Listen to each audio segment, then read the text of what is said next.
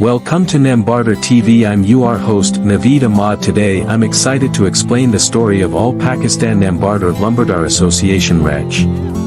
The story opens with a flashback of Nambardar's historical struggles, showcasing their marginalization and neglect.